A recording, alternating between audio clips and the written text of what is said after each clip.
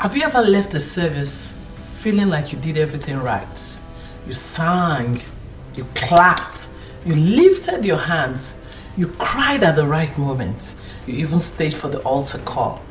But when you got in your car, when you got home, when the room got quiet, you realized something terrifying. You encountered an atmosphere, but you didn't encounter God. Not deeply, not as personally as you would have wanted, not in a way that would have left you feeling changed. And the reason that hurts so much is because we don't just want to attend church, we want to touch God. We don't want a moment that moves us, we want a presence that remakes us. I am Madeline Agoba and welcome to Living Unveiled with Maddie.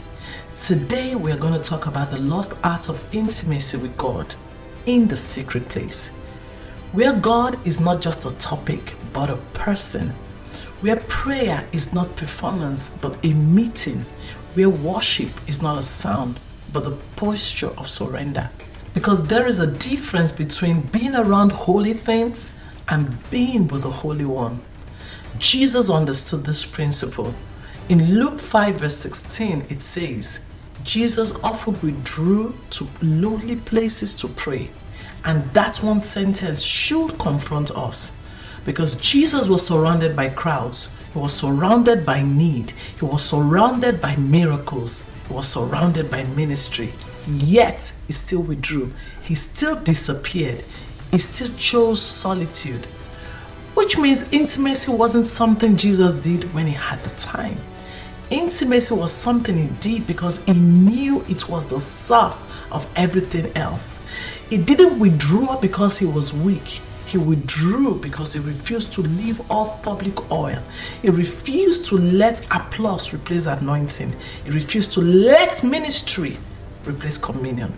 And this is what we've lost. Matthew 6 verse 6 says, when you pray, go into your closet, shut the door and pray to your Father who is unseen. Then your Father who sees what is done in secret will reward you openly. Notice the instruction. Go, shut the door and pray. That means intimacy is not accidental. It is chosen. Intimacy is not loud by nature. Intimacy is not hidden by design. Because some things can only be formed in secrecy. Fruit forms in darkness before it ever appears in the light. A baby grows in hiddenness before it is revealed. Roots go down where nobody claps. But the problem with modern Christianity is that we want the fruit without the roots. We want the power without the posture. We want oil without crushing. We want God to speak, but refuse to be quiet enough to hear him. And I'm going to say something that might sting, but it's true. We have become addicted to noise.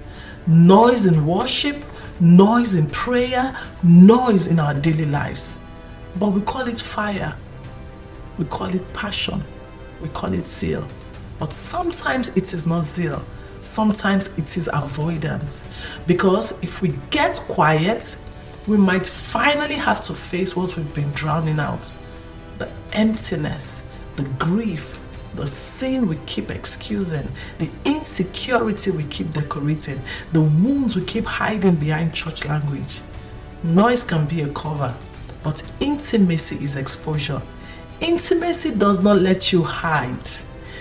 And this is why Paul says, if I pray in a tongue, my spirit prays, but my mind is unfruitful. 1 Corinthians chapter 14 verse 14. Then he says on, so I will pray with my spirit, but I will also pray with my understanding. 1 Corinthians 14 verse 15. In other words, God is not impressed by your volume.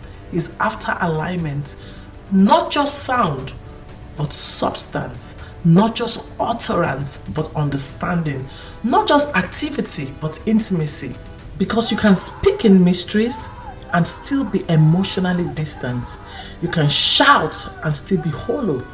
You can pray for 2 hours and still never touch the heart of God because your mouth moved, but your heart stayed guarded.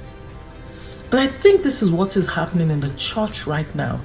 We are experiencing public worship without private devotion. We are seeing spiritual expression without spiritual depth. We are watching people move without being transformed. In the same way, the world has confused exposure for intimacy. What used to be sacred is now exposed. What used to be private is now public. What used to be covered is now displayed. And yes, I'll say it plainly, public worship is starting to resemble public nakedness. Not because worship is wrong, but because we have replaced reverence with display. We've replaced communion with content. We've replaced the secret place with the stage. And we've made God a backdrop for our spirituality. But God is not the background. He is a consuming fire. Jesus said, "The people honor me with their lips, but their heart is far from me." Matthew 15 verse 8. That means it is possible to sound devoted and be distant, to look surrendered and still be in control, to be faithful in routine but absent in relationship. And this is the danger.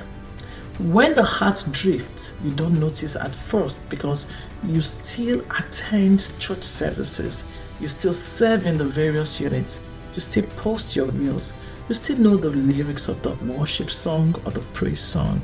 But slowly, you start living off yesterday's oil.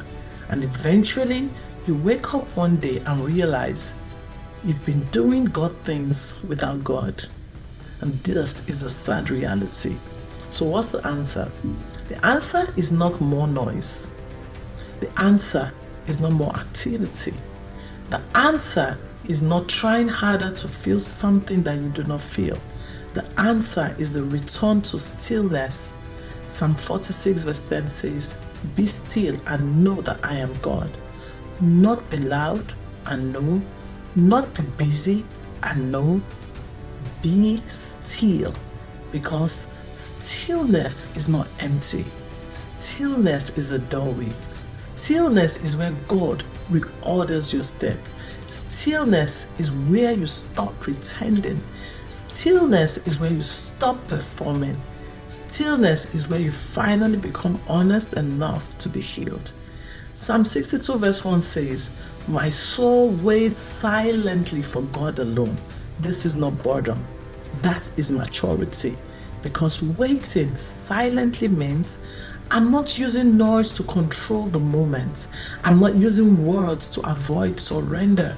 I'm not rushing God because I am uncomfortable with quiet. I am waiting because God is worth it. Beloved, intimacy requires hush. It requires patience. It requires a love that stays even when it feels like nothing is happening. Because sometimes God is not silent because he's absent.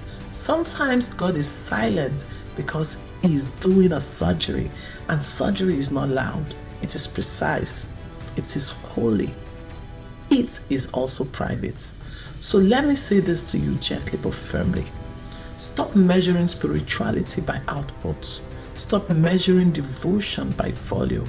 Stop measuring closeness by how emotional the room feels. The real question is, did God meet me?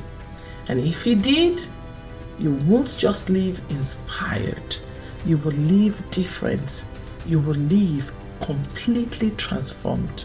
So step back, enter the closet, shut the door, whisper if you have to, cry if you need to, sit there if you can't find the words. But let God have you, not your image, not your vocabulary, not your church voice. You. Let your zeal meet depth, let your discipline meet understanding, and let your passion meet purity. Because in the secret place, devotion becomes life, zeal becomes clarity, and prayer becomes transformation. And when words fail, the Spirit will carry you. God sees beyond the noise, beyond the ritual, beyond the performance. He sees the heart, and a heart rooted in him becomes a conduit for life to multiply. Not forced, not faked, not performed, but flowing because it is real. And I truly believe unmasking is part of God's preparation for the end time church, because when His glory is revealed, everything else fades in comparison. This is Living Unveiled with Maddie. See you next time, and God bless you.